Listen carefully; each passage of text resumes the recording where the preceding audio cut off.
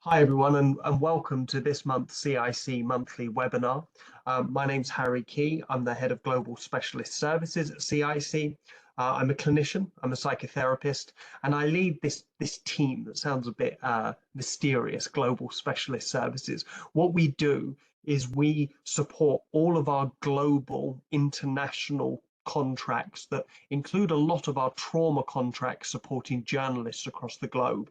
And over the last, well, particularly the last 12 months, we've seen this trend, not just in the media organizations, but across all of the organizations we support in the UK and wider, of people coming to us talking about burnout and us starting to really recognize the symptoms of burnout occurring in a much wider population than normal. And I wanted to put a session together to discuss some of the aspects of that I think tend to fly under the radar. And you can probably guess what those aspects are from the title of this session, but it's the emotional side of it, the emotional side of burning out. Just in terms of ground rules for this session, please talk to me in the chat throughout. I'll put quite a few questions on the screen and I'll read them out, but I love to hear your responses to those questions and those prompts, really. If any of you are here that have been to these sessions before, we really like to encourage this to and fro discussion between us at CiC and the chat here around these topics, because we're not going to pretend that we know everything. All we hear is the things that come our way confidentially when people get in touch. But it's nice to have these conversations on a bit more of an open basis, we feel. So please do type into chat your questions, your thoughts, your comments. You can always send your questions or comments to me as a private message. So you'll see in the chat box, it says to everyone. You can just select my name, Harry Key. If you send me a message or a question privately, I'll read it out and answer it, but I will not read out your name or anything that would identify you. So that way you can engage a bit more privately in the session. So that's enough from me introducing myself. Let's get started. So what are we looking at today? Well, we're looking at burnout. And burnout is a state of emotional, physical, and mental exhaustion. It's caused by excessive and prolonged stress. And it occurs when you feel overwhelmed, as I did earlier today when someone pointed out so kindly to me that it is 4 weeks until Christmas this weekend. And I immediately got this kind of overwhelmed feeling. All of the things that I'd been kind of holding up here in the air started kind of crashing down on me a little, thinking, gosh, there's a lot to get done before that time. So it occurs when you feel overwhelmed, but we need to include this feeling of emotional draining and this inability to meet the constant demands around us.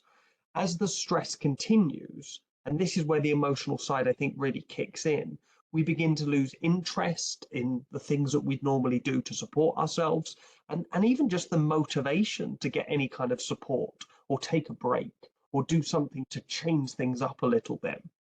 And I put here in green, we often feel, talk about, and judge the physical aspects of this. Let me know in the chat.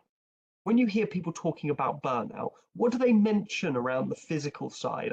I hear people talking about fatigue, not being able to get out of bed, feeling like muscle aches, headaches, migraines, things like that coming on. Today, I want us, first of all, to acknowledge that those physical sides are real and very persistent sometimes. But I want to focus more specifically on what this does to us emotionally. Yeah, Sharon's put here in the chat, can't sleep. Marcus has added not able to concentrate. Georgie's put exhausted.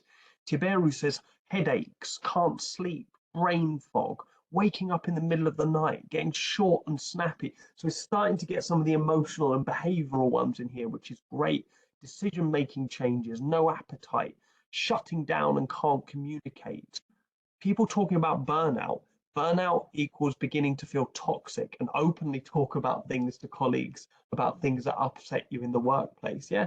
And I think this is what we're starting to see quite a lot here, is that actually people are often waiting and waiting. They're feeling stress. They're feeling, perhaps anxiety and depression mixed in with it as well. But waiting and waiting until they get in touch with us, particularly for support, but maybe even their friends, their family members, their colleagues. Someone's asked here privately, is it only produced by stress? I find that it's the endless mix of trying to juggle all the pressures of life, especially family life and work life. That's how I would define stress. Stress and pressure are strange. They're terms that we in the psychological world have borrowed from engineering, right? The idea is that a material, and let's take this little rubber disc that I endlessly fiddle with at my desk at the moment. With this material can take so much pressure before it fails, and when the material fails, that's what they call stress on a material. Yeah, when it's damaging it. Well, that's what happens to us as human beings. We can only take so much pressure. When we reach our limit of that pressure, it turns over into stress and we're getting damaged by it. Absolutely. A couple of people saying as well, struggling with choices and decisions. Now, one of the things that we know about any experience of stress is that it changes what's going on for us neurologically speaking. Stress is really tied into these old animal responses of fight and flight. That kind of reaction in order to save our lives. Involved in that is adrenaline and cortisol, and that changes the way that our brain processes memory, but also it changes the way in which we control our emotions. And of course, there's good developmental reasons for that. If I'm in a real life or death situation, my memory's too slow, so I switch that off. And I don't want to control my emotions. I might need to bare my teeth, become animal, violent, aggressive to save my life or the life of my loved ones. So we switch into this mode with any kind of stress, any kind of pressure. It's still that same old fight or flight response. Someone said here, falling out of love with the job role and feeling like letting families down. That's a really tough combination. And thank you for sharing that, Jane. Yeah, it's one that I hear quite a lot at the moment as well. Poor reactions to bad decisions of others. Yeah, we are susceptible. Our body, our mind, our feelings are susceptible to what other people do, of course. And when those decisions affect us negatively, we can be stressed through no fault of our own, of course. Cool. Good discussion started already. Yeah, Jerry's put a good one in as well. Isolation coming from lockdowns and still being quite different in the way that we lead our lives. So I want to start us off here. One key tool in preventing any kind of acute stress, in preventing that buildup of stress after stress after stress. So many of you have said that in the chat here, that it's not just my work life or the decisions I make at work, it's my home life, it's the decisions other people make on my behalf, it's all the stuff going on around me all the time, that work-life balance kind of thing. Well, if I'm picking up stress along the way from all those experiences, it doesn't magically deplete over time. I can't keep catching up with myself all the time. So I need to be aware of when I'm in these experiences of stress. And it sounds simple, but taking time to check in on yourself is a vital way of being able to prevent that. Can you find time to do something like this every day? And I want you now, those of you listening that feel comfortable sharing your reactions in the chat, I'd appreciate it. But what do you feel today? Can you check in on your body? Like this person in the picture is here. They've got their hand on the shoulder here, kind of maybe feeling some tense muscles. I often get kind of tension in my shoulders and neck that aggravates all sorts of old injuries and sometimes old thoughts and feelings when I'm dealing with that stress. Can you check in now? Let us know in the chat anything you feel or your thoughts and feelings. Are you feeling positive today, negative? Is your mood high? Is your mood low? Is it somewhere in the middle? Have you noticed your behaviors changing? Are you doing something different today than you usually do? As I said earlier, much of our research on this topic has come out of our support for news media, particularly organizations, people that have been working on really difficult stories for really extended periods of time. And it's so easy when we think we're doing stuff to help other people to forget about ourselves, particularly our body. Natalia said here, my body is stiff with pain in my neck and a migraine. Helen says, I get heart palpitations. Yeah, Gary says, in my previous job, my manager was fully aware of the burnout and stress I was going through due to a heavy workload. And the only thing he said was to call the employee assistance program. And yeah, that's such a tough response to get, Gary. It's like saying it's your problem. And this is what I'm trying to get the organizations we work with to understand a little bit more, is that there are some roles where no matter who you put in that role, there is a risk to their mental health in that job, either due to workload or, as I said, in the media industry, sometimes the content of the jobs. You know, maybe your role is scouring social media for images of war and conflict. That's going to be emotionally draining, no matter who you put in the role. Absolutely.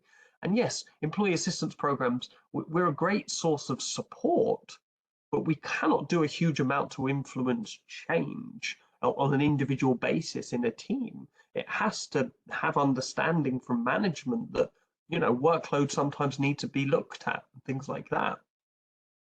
Lucy's put here, my eyes hurt from constant emails and lots of shoulder pain. Yeah, gosh, being in front of this screen. In fact, as you said that, Lucy, I think it's time for me to turn the brightness down on my screen.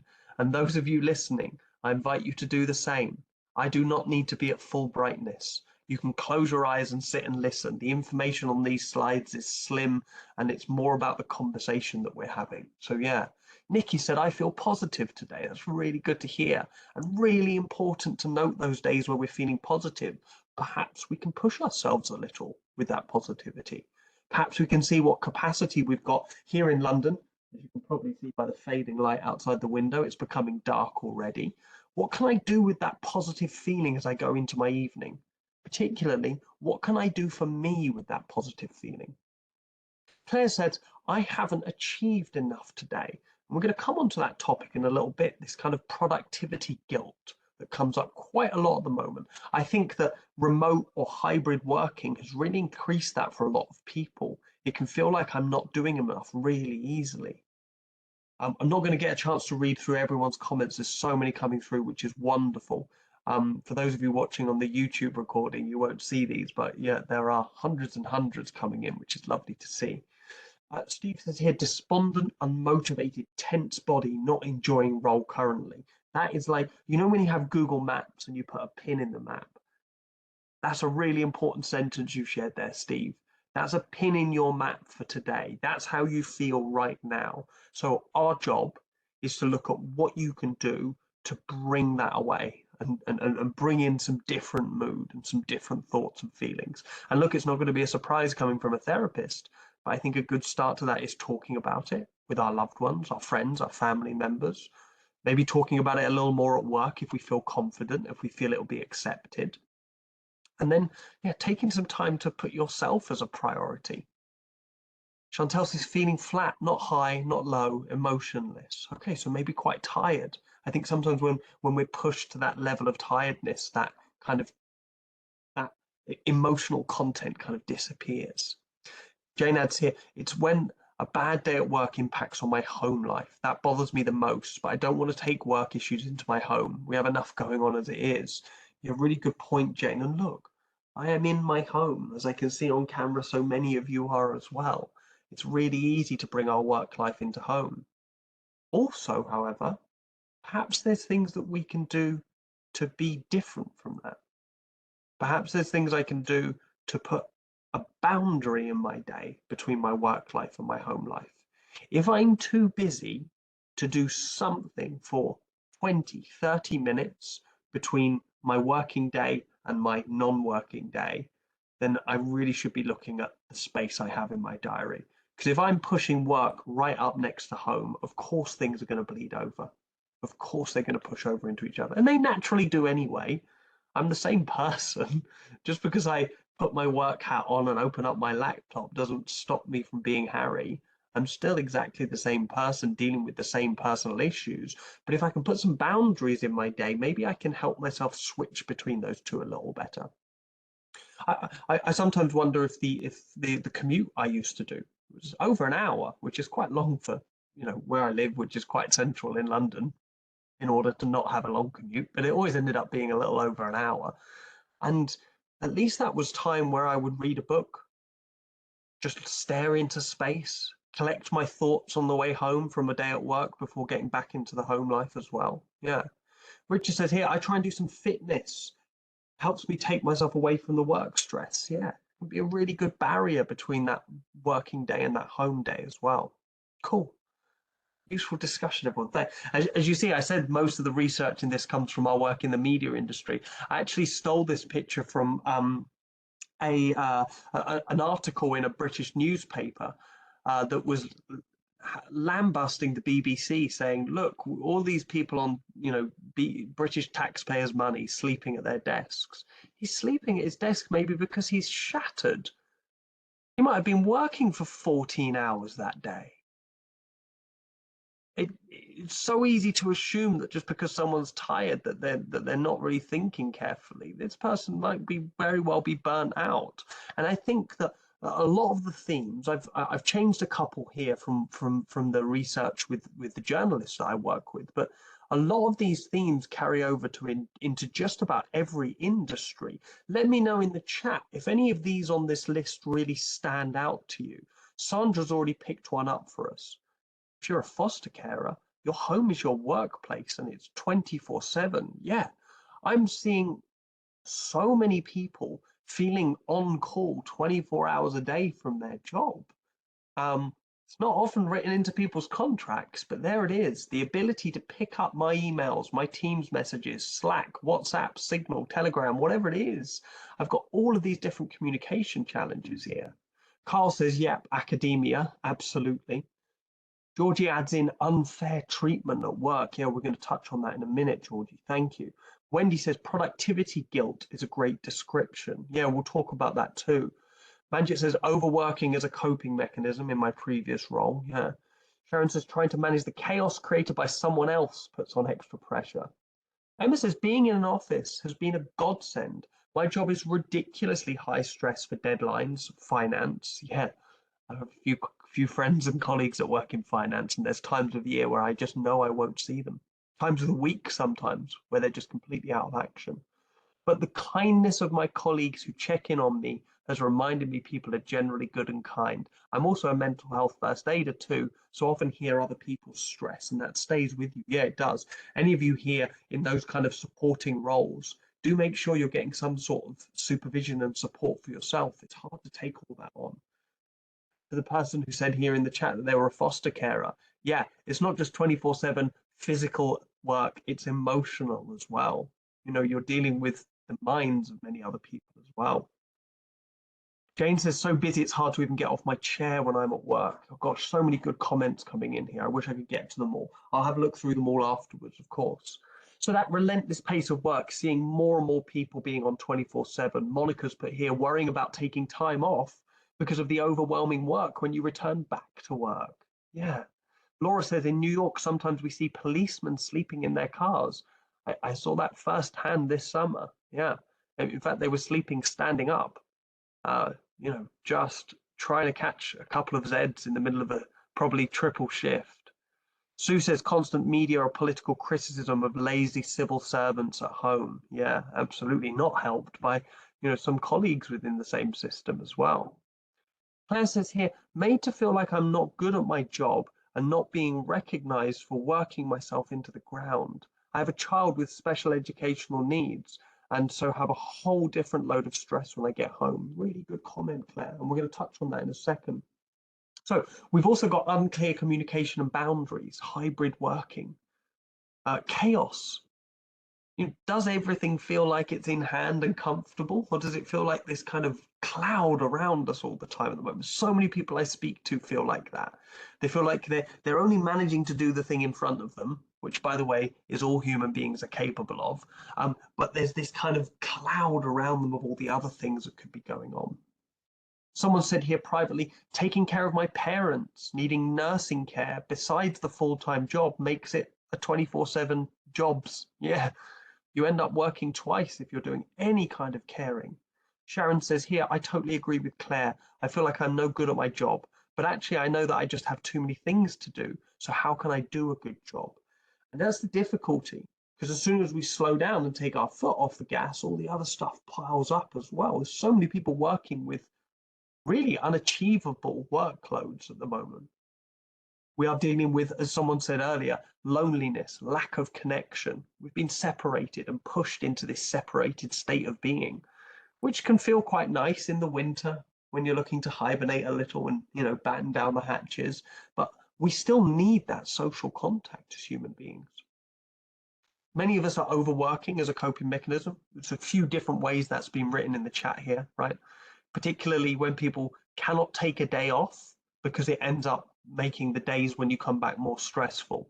That's overworking as a coping mechanism. We should all be able to take leave. And I know we've got people here from all sorts of different organizations, but particularly from all sorts of different countries across the world. Some places in the world have really different policies and procedures around leave and how easy it is to take.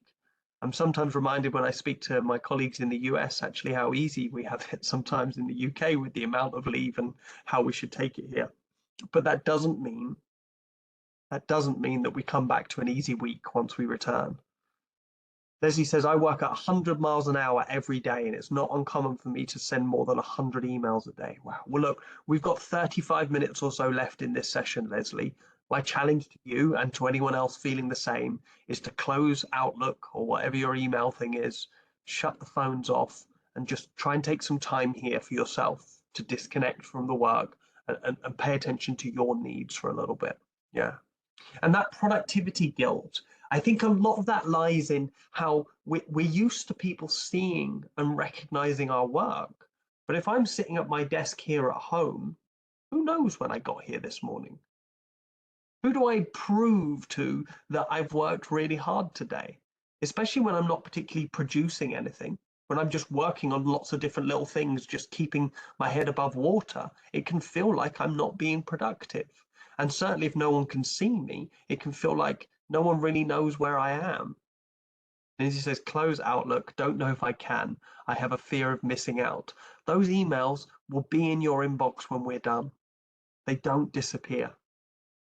There is something that I've recommended to a lot of organizations, particularly when I speak to senior management, is have policies around emails. How quickly should I be able to respond to an email?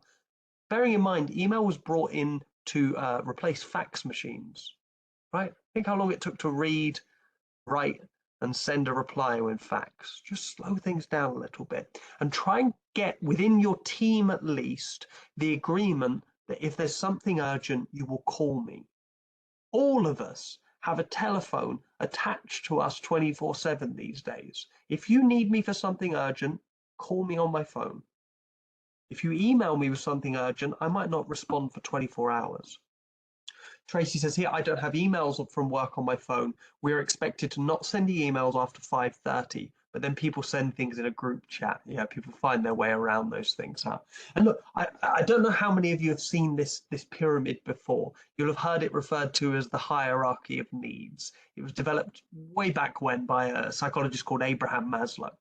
And the idea is that human beings have basic physiological needs right at the bottom. As long as they're met, and then safety needs, love and belonging, esteem, and self-actualization. As long as all those needs are being met, we are complete.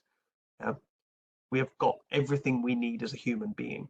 But look, how many of your roles directly attack each of those needs? Start right at the basic, right at the bottom. How many of you have skipped a meal because of work today or this week already? How many of you are not sleeping because of the work and it's all going on in your head? Yes. Okay. Lots of people saying yes in the chat already to that one. Yeah. So already, okay, wow. For those of you watching on the YouTube recording, the chat is entirely yeses and me's at the moment. I'd also like to hear any of you that feel that you've done a really good job to stop that happening. How did you do it? How do you make it so that your job doesn't get in the way of those things? I've got some colleagues that are really good. They'll put lunch in their diary every single day. And of course, when I'm trying to put in a meeting with them and they're booked out all day and then there's this lunch bit in the middle, it sends a really important message to me as the leader to think, well, if I put a meeting in there, I'm taking away that person's lunch break, their meal time. Yeah, Gemma says, book a lunch hour in the calendar as a busy meeting. Yeah. Alison, many times I've had to feed an ill-looking colleague who hadn't eaten all day. Wow, yeah. So it's easy for work to take away our most important physiological needs. But let's be clear here. Is work taking it away, or am I giving it away by not treating it as sacred as I should? Yeah. Lack of control completely takes away our safety needs. If I'm sitting here just thinking anyone can throw anything at me, then I'm not in control of my own safety. And that includes my emotional safety as well, my safety from stress. We also have this breakdown of support and community, leaving us to lose love and belonging. Look, I'm not going to be in love with absolutely everyone I work with. I'm not always going to feel completely like I belong as if it's a family or a friendship group, but I should at least feel like I'm part of the team, like I'm part of something. How many of you here work completely siloed, not working with anyone else at all? Normally we're part of a group, part of a team that we need to communicate with. So many of you have mentioned this green one here: esteem, respect, self-esteem, status, and recognition. How many of you have noted here today that you don't feel like people recognize your work? You're not getting that reward and recognition for the hard work you do. Here at CiC, we've made a huge effort on that recently, and it's tough. It's tough when there's so many competing priorities, when there's a business that needs to run, when there's customers that need supporting, clients that are calling in with mental health difficulties. We have to take time to slow down, think about who deserves recognition, and then give that recognition. But there are easy ways of getting this. At a team meeting, just generally celebrating the work of the team. Hey team, we're doing well this week. Or actually, we're not doing so well. Things have been really tough. And I want to recognize that it's been a really high stress few weeks for us as a team. Saying little lines like that, if you're being genuine about it, genuinely gives people one of their human needs. And then, yeah, conflicting values. Sometimes I might be working harder than I'd like to. Someone says here, my boss tells all us assistants, thank you for a hard week of work, but she says it every week, so it doesn't feel genuine, huh? Yeah, there's a poison chalice in there somewhere, isn't there? That, if you do this too often and too well, it goes the other way. But look, you've got to start somewhere. Rebecca says, I try to take a walk outside at lunch and after walk and notice my surroundings. Oh, us therapists love that word, notice. If you as a human being are not noticing what's going on around you, that's a really good sign that you're stressed. Gary says here, recognition, yes. Trust, yes. It's also important for management to ensure people are pulling their weight. Yeah. And this is where that productivity guilt comes in, actually. Some people end up really overworking because they can feel that no one's watching them. So here we're talking today about this kind of, Mark's put a nice one. I refuse to speak to anyone during lunch. That's my time. It's in your contract. You're not paid for that time in most organizations. It is your lunch break, and it's really important. And I think if you can have an attitude a bit like Mark's put there in the chat, it can be quite helpful for us. Because like I say, is work taking it away from us, or am I giving it to work? Because then if the conversation with your manager around your workload is, oh, well, you have to get rid of your lunch break to be able to get through everything, then we're starting to get into a different basis. Then we're starting to get into a really tricky conversation. Gemma says, definitely, Mark, you're not paid for that time. Yeah. Ruth said, I sometimes wish I could quiet quit, but it's not as easy as it sounds. No, and actually, more research has come out recently on that, Ruth, to show that with the current economic climate across the globe, that quiet quitting is not as prevalent as people thought it was. People are suddenly deciding that that's probably a bad idea at the moment. Yeah. So look, the emotional road to burnout, if you start to recognize these things, let me know in the chat. Every day feels like it's going to be a bad day. If you wake up with that difficult mood, that cloud hanging over your head, that's a really good sign from my perspective that there's time to do something for yourself. I love doing this first thing in the morning. And I say this to pretty much every group of people I speak to at the moment, is this. If I wake up in the morning and the first thing I do is this, and touch these buttons on these phones, how the heck am I supposed to know what I want? If the first thing I'm doing is checking what other people want and what other people need, I am quite literally not fulfilling the first of those hierarchy of needs, my physiological needs. I might need the bathroom. I've just woken up. I might be hungry, thirsty. I might need some fresh air. I might need to wash, clean my teeth, all sorts of wonderful things I should be doing for myself. But if I quite literally put everyone else first by picking these up, my brain will provide me with some stress responses over time, because my brain starts to panic a little bit and think, who is this animal running this body? Does he not understand that I'm hungry? Does he not understand that I'm still tired, that I need to go for a walk or something like that? Someone said here in the chat privately, I've been feeling like nothing I do makes a difference lately, like I'm the weakest link in every situation. That's a really good sign that that kind of acute stress might start to be creeping in. My biggest recommendation for that, and I'll repeat this later, is just to engage in some stuff really creatively for yourself personally. Any creative pursuit really attacks that feeling, because that feeling isn't true. If you have sat at home all day and zoned out and quite literally done nothing, then there's probably something going on that you need to attend to, like probably personally, right? So you're not doing nothing, you're just not doing all the things that you need to do for yourself. Steve says here, I hate my Sunday nights being spent working about what I'm going to be doing back on the Monday. Such a poor use of personal and family time, and it's not acknowledged by work. I need to change this. What a lovely statement. That feels like a bit of a mantra you've put yourself there. Ross says 100% Steve. That Sunday night fear, knowing you're wasting that time worrying about Monday. Yeah. I have a little mantra that goes in my head, which is just keep an eye on yourself. Watch out for yourself, that kind of thing. Yeah. Caring about your work or home life seems like a waste of energy. You feel like nothing you do makes a difference. A few people have agreed on that. Lots of people agreeing on that Sunday feeling. Joanne's put a good one. Don't let Monday steal your Sunday. Yeah. So good. We're starting to recognize some of these might be creeping in more often than we think. Yeah. Someone says here, when I tried to talk to someone on a support line about my frustrations, I was reprimanded. Well, I'm sorry to hear that, to the person who said that. They said it privately, so I won't read out their name. And this bottom one's a really good one.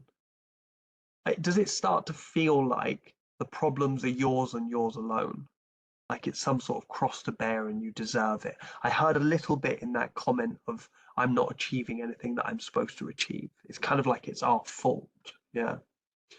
I mean, it says that feeling isn't true. That's a profound statement to use to label any emotion that's not serving us as a result of anxiety or stress. Yeah. And there's further emotional fallout here. Like I say, let me know in chat which of these stand out to you today. But more importantly, where do you go to speak about these?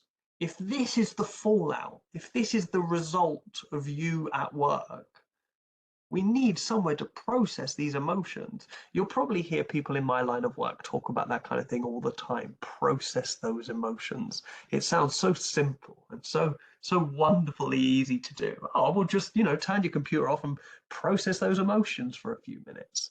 It's processing emotions means usually expressing them more than anything. This is again why I like creative pursuits: singing, dancing, drawing, writing, painting, sculpting, knitting, whatever it might be. If I'm doing something creative, I'm getting what's going on in my mind out into the real world. Richard said, when I've had a lazy day at home, I feel like I've wasted a day that did not complete a job. Yeah. And look, I've put a few of those in bold here to show you how linked these can be. Even if I'm just stressed, simply stressed today about something that's gone on today. I'm not dealing with some mental health difficulty that's, ongoing. I'm just stressed today. That is going to increase my feelings of anger and rage. However, do I just express that anger and rage externally, or do I turn some of it in on myself? Of course I do. Whenever I'm stressed, one of the people that gets some of that anger is me. I've heard it so many times here in the chat today. I'm not good enough. I'm not working hard enough. I need to do better at taking breaks. We turn that anger inwards. And so that breeds that sense of failure, those feelings of self-doubt. But instead of addressing those, because that's hard to do. What we do quite naturally as human beings is we detach. We actually isolate ourselves even more. And the reason for that is because I don't want people to notice that I'm not doing well. I don't want people to see this self-doubting, failure-focused version of me, so I hide. And this is really, really difficult for a lot of people, but we don't know where to go to speak about these things. Julie says, good to hear RE creative pursuits. I've been taking a photo a day for 10 years and do find it helps, whatever the mood I'm in or whatever the weather. Yeah. Wow, 10 years. That would be a wonderful exhibition or book, or even just a YouTube video, Julie. Maybe that's the next stage to take your creativity to do. How can I show these to people? Mark says, I practice kendo to get rid of anger and stress. Yeah, I think acknowledging the physical side of that anger is really useful. If it's building up in me, yeah, can I express it physically? Natalia says here, I'm trying to change my mindset and mind clouding. One, write down my fears and worries. I write gratitude 3 things per day in the evening. Yeah. Aglaya says here, I write a journal, A5 size, each day with the highlights or lowlights of the day. Monica's going to be getting a puppy. Good. Lots of things we can do that start taking this out of being a problem I'm trying to solve with my brain. This isn't a problem. This isn't a fix you've got yourself into. For many of us, it's the reality of our working and home lives these days. So yeah, we do need to change things up a little bit. And how do we prevent burnout? Well, this is supposed to be a fancy animated slide, but I forget that it doesn't work when I upload here. But anyway, catch it early. The earlier we catch it, the better. If I deal with stress, that's going to be much easier than dealing with burnout. Because as you can see, oh, Julie does share the photos. Thank you for sharing that. I'm going to click on that link now so it doesn't disappear away in the chat, and I'll have a look at it later. Cheers. So yeah, we need to care for our stress along the way, right? We need to do things to make it better. If you've got, I don't know, a physical illness, let's say you damaged your ankle, would you keep running on it, keep walking on it, or would you give it some rest? What do they say? Rest, ice, compression, elevation. We know how to deal with a twisted ankle. Don't use it. Well, stress is a twisted brain, basically. It's a twisted ankle for our brain. And it's really, really difficult to get out of that once we get to that real deep level, because all the way we're bringing in those negative emotional symptoms. So as I've said here, racking up debt and hoping that the weekend or a vacation will help us catch up on relaxation doesn't hit the spot. I think we need to be more boundaried in our days. We need to quite literally set a diary that makes sure we get what we need, as well as work and home gets what they need as well. So racking up debt, not a thing. Like people say, I haven't slept much this week, but I'll get a load of sleep this weekend. It's too late. You've already not slept well that week, so that week's been a difficult week. And then over time, as those negative emotional sides of burnout sit in, we begin to see things so negatively that anything I might do, all these things I've suggested about creative pursuits and putting stuff in your diary and switching off your phones and not looking at them, that all feels pointless to those of you listening that are close to burnout. It feels like you don't deserve to do those kind of things. And to those of you that, can't even feel like they can take a break from work, that's a big part of it. Lots of people enjoyed Julie's photos, which is great. Someone said here, can you share the recorded version of this later? Yeah, I'll share a link in the chat now to the YouTube channel. Go and have a look there. The recording will be up 1 or 2 days from now. To those of you already watching the recording, hello. And we put a recording there of every one of these monthly webinars. If you hit subscribe, it will give you a reminder once a month to let you know that the new one's up, basically. Cool. So how do we care for stress along the way? Well, look, easier said than done, but speaking, not surprisingly, real conversation about you, your life, your needs, wants, desires, emotions, difficulties. It makes it far easier to notice when things are changing if I'm quite consistently telling people how things are going. And as I was saying that out loud, I realized I was thirsty and I was getting a dry mouth. That's my need. can take 10, 20 seconds of this presentation to slow down a little bit. And it makes it far easier, as I said, to notice when things aren't going the way they normally do. Leslie says here in chat, I didn't realize it was happening until my shoulder just gave up the ghost on the back of hours I was doing. And I now have to left-hand mouse because I've never been able to totally fix it. Gosh. Maybe that's something to invest your time in then, Leslie.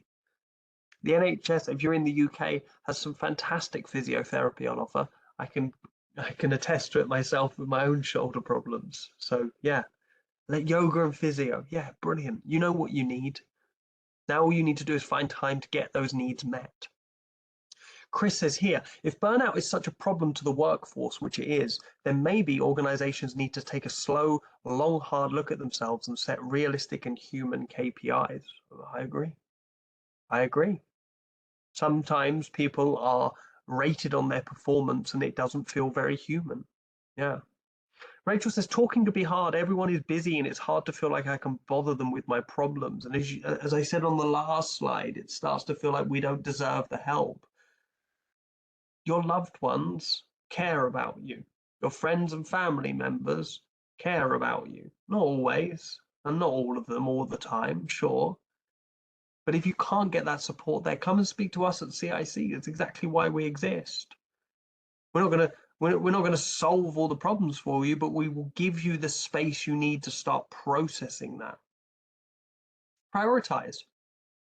It doesn't even need to be talking about it if talking's hard. As I say, it can be any creative pursuit we can put our mind to. But sometimes I need to come first. I don't know, even if I just set aside an hour this evening to not talk to anyone, to not try and ingest any new information. I don't know, maybe reading a book or watching a TV show helps, but just run a bath, cook myself a nice meal. Manjit says here in chat, I speak to family and co-workers and line managers regularly to ensure I never feel like I'm on my own. It really does make a difference. It's one of our human needs. Yeah. Claire says, I read recently that 80% of stress is caused by work, but that 90% of self-care is done in our own home lifetime. So we spend our free time fixing the problems caused in work time. Yeah. So yeah, get creative, as I said. Nourish that creative part of you. It helps us with our resilience, but also perspective as well. Positivity, look to positive stories and people. You can see my images here that I've used with the media organization as support. Put the camera down, put the laptop down, put the work down for just 15 minutes with your colleagues. And just say, I know we've booked this meeting for an hour, but can we use 15 minutes of it just to catch up and see how we're getting on, particularly if you're stuck working online the whole time. Hi, Nitty. Nitty, thank you very much. Nice to see you. And look, the last two here, exercise and rest. How many times have you heard it? Exercise. A little more movement than you did yesterday is really good for our body. Lovely. But it's fantastic for our brain. I'm not going to go into huge details. There's probably countless people out there that can tell you that in better detail than I can. But just moving a little bit. Doesn't have to be anything high intensity. It can just be a little walk around the apartment if you can't even go outside. Someone says here in chat, Harry, can you advise if CiC has any advice or guidance around how employers should approach long-term illnesses and sickness? Yeah, we do. I'll share the details towards the end of our Well Online platform. It has quite a few tips and help sheets there for managers and HR professionals on that kind of point of view. But most of you under your contracts with CiC can get managerial advice from us at CiC. So you can just ring up on a case-by-case basis. Yeah. Joanna says here, how do you rebalance or recover when you already slipped into burnout, i.e. prevention no longer applicable? Double down on everything. The first thing I would always recommend trying to do, if possible, is to take some time out from work. It's really hard to recover from high stress if I'm still in the high stress environment, right? It's almost like trying to get dry from the rain while I'm standing in the rain. It's not going to happen. I might put an umbrella up, but I'm not suddenly going to dry off, right?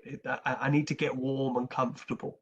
So yeah, taking that little bit of time, even if it's just a day, it's not just the amount of time, it's the intention I set when I do that. If I'm taking time off and I'm being explicit that I'm taking time off because work is stressful at the moment, it shows me my power. Yeah, it's kind of like showing myself that I don't have to be in the rain, that I'm allowed to walk inside, that kind of thing. And yeah, it does feel impossible. I can I completely understand that. I've been in that situation many times myself. It feels impossible, but it is certainly possible. If you have leave remaining available and you haven't taken it, just one day, give it a try. And rest. Rest is really good. Sleep is really good for us. And actually, I shared the link to the YouTube channel. I'll share it again. Those of you watching on YouTube now, have a look at the other videos. We've got a couple directly about sleep, couple from my colleagues giving their top tips around sleep. And we've actually got our very first videos on the channel actually were from a Pilates specialist doing some relaxation breathing exercises. So good to do before bedtime. Really, really useful. I still go, if you see there's like 400 or 500 views on one of those, a lot of those is me. I still go back and watch it every now and then when I'm having trouble getting to sleep, or I know I've been in a really high stress day. Cool. And for those of you that have been to my recent webinars, you'll know I talk about this technique quite a lot, but this is my kind of antidote to the way that we're living at the moment. It's worked really well for me and for many others that I've recommended it to who have reported back. But what we're basically trying to do with a technique like this is to improve our relationship with stress and anxiety. And we're doing that really simply. We are giving our brain a kind of recognition that I'm checking in on myself, that I'm keeping an eye on my needs. Because if I'm just going along with that relentless pace of work and life in general, especially when times are tough at the moment, financially, politically, morally, very, very difficult for us as human beings. Communications wise, we are busier than ever. How many of you have more than 3 communications applications on one phone? You know, WhatsApp, text, telephone calls, Instagram, Snapchat, Facebook, Telegram, Signal. So a lot. There's a lot of channels, too many, Melanie says. Yeah, I'll stop there, but there's more. There's more. There's a lot of communication channels. What? And I'm open to those 24 hours a day. So this is hopefully don't have so many, says Marta. Yeah. Well, I feel comfortable having this many because I set really strong boundaries around it. So I don't mind that there's all those communication channels there because I know I'm not trying to check them all 24 hours a day. And I have really good kind of boundaries with my colleagues over which way to use each different communication method. So try and do this on a daily basis. Yeah, I have got 2 cell phones. Makes it easier. The work one can switch off when I'm done with work, and the personal one goes on do not disturb mode most of the time. So I want you all to try this now if it feels comfortable. We're going to pretend this is you've set 5 minutes in your diary, just 5 minutes, but actually put it in your diary for yourself. I do this first thing in the morning. This is my technique to stay away from these because gosh knows the pull is really strong to pick these up. I charge them over the other side of the room from my bed. They'll still wake me up if there's an emergency in the middle of the night, but they're not next to my head during my sleep time. Right? And I get up in the morning and before I check these, I make myself a coffee. I come and sit by this very window here and I do this technique. I make sure all of my technology is off. I close all my computers, turn off all my screens, all of that kind of stuff. I then want you, if you're playing along at home or in the office, to take your hands and put them on your body where you feel stress, anywhere you felt it today. I'm going to go with my shoulders. There's been a lot of talk about shoulders today and I can feel it coming on. And then I want you to close your eyes, take a deep breath in through your nose and out through your mouth. We can do one more, and you can make any noise you like when you're breathing in or when you're breathing out. In through your nose and out through your mouth. And then ask yourself out loud, what do I need today? What do I need today? Just give yourself a minute.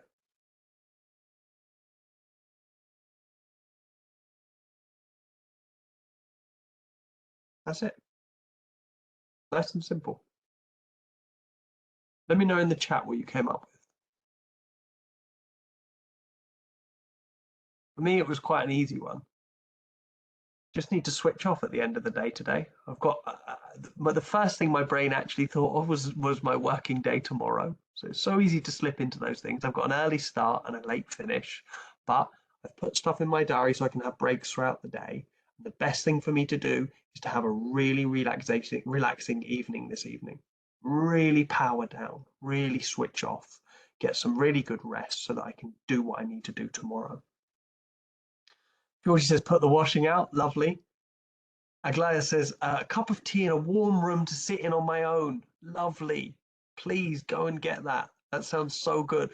The more of these needs that you then go and meet that day, the more you're providing that feedback loop to your animal brain that says, Harry's got this. I am in charge of my needs and I can meet them. Lucy said to sit in the dark when I get home for 10 minutes and rest my eyes. Beautiful. Beautiful. Someone says here, just connected to work from an overnight flight. I really need to rest. Yeah. For those of you that do travel for work, it can be really, really tough, especially when you're traveling across a lot of time zones as well and red-eye overnight flights. Get yourself some good time in. And look, sometimes when you're traveling, you're not going to sleep. That's okay, but don't work as an alternative. If you can't sleep, just rest.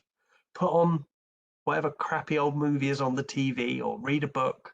Make yourself a nice cup of herbal tea, relax, rest, and then work when you're supposed to be working.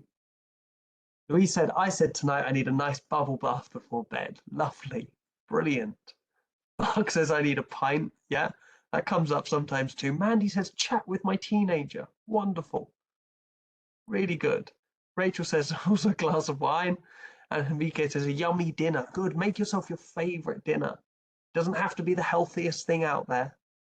But whatever you need is the kind of theme.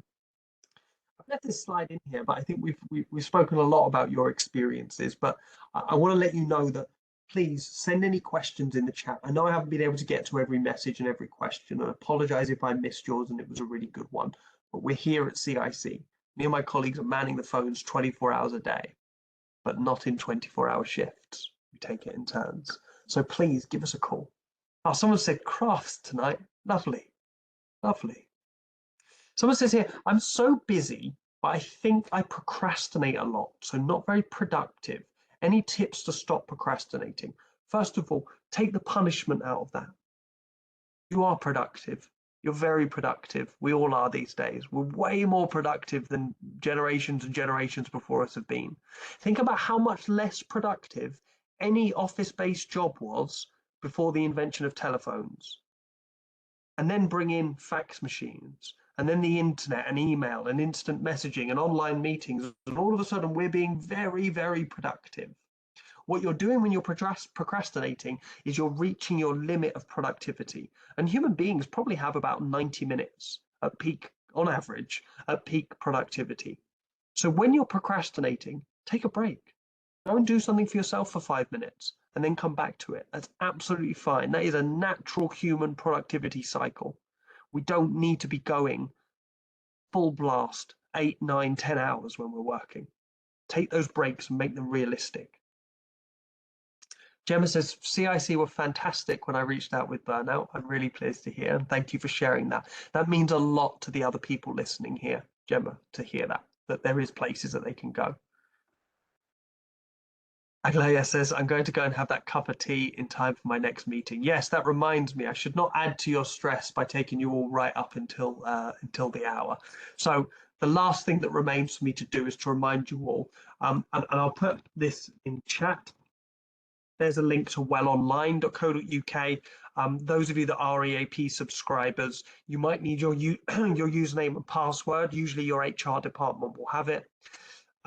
And what else do I have a reminder of here? Yeah, sign up for our newsletter. You'll get a monthly newsletter with our tip sheet, a reminder of when the next webinar is, the recording from the previous one, or you can just simply subscribe to the YouTube channel and you'll get a notification once a month when we upload our new upload. I promise we won't spam you with anything on any of those channels. That will add to stress, so we will not do that. Any of you here that are CiC customers, come and speak to us, speak to your account manager if you'd like any more of those training or group sessions. If you've never heard of CiC before and you're somehow here, go and have a look at our website. You can inquire on there for any further details about anything that you need. I've really enjoyed this session today. Thank you so much. And that's been down to all of you. If it was just me in a room talking through my slides, it wouldn't be very productive. So having you all here is really important. I just want to leave you with this quote from Maya Angelou. We are creative, all of us, but it's because of the routines we've been following. It's because of all this change and uncertainty that's been going on. We forget that life is an adventure. And maybe we can treat it a little bit more of as art. And I love the way she finishes this. We need to remember that we are created creative and we can invent new scenarios as frequently as they're needed. Think of all the things you've experienced in your life, all the difficult things that have come along, and you've adjusted, you've pivoted, you've come up with something new to deal with it. That's what's needed when you're in this state. Thank you all so much for your time. And to those of you watching the recording on YouTube, I'm going to turn that off now.